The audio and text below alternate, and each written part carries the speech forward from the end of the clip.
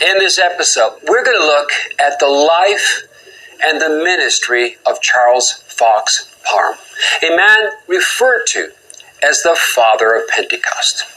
And I pray as we open up that the Holy Spirit would anoint this word to inspire, provoke, challenge you, and edify you.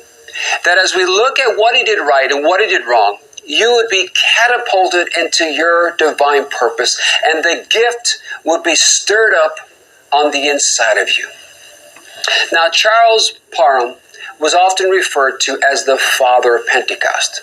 What he brought was a revelation of the baptism of the Holy Spirit with the evidence of speaking in tongues.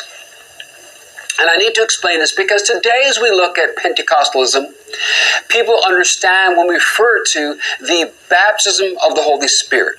But in this hour of the 19th century, there was a desire growing in the people for the baptism of the Holy Spirit. And there were different definitions. There was the holiness definition as the holiness movement, which really came out of the Methodist and the Wesley way of thinking. Sought this third blessing, and they believed there was going to come a outpouring of the Holy Spirit.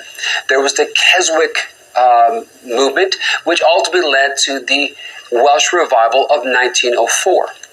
So there was a stirring the people, there was a seeking after the baptism of the Holy Spirit, which would empower people to really be a witness for the Lord. Then there was, in the late 1890s, Benjamin Irwin.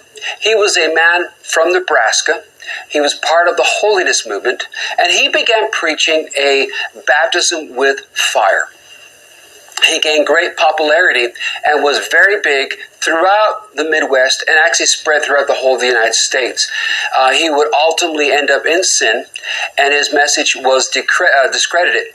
But the hunger and the desire within people for this baptism continued to grow.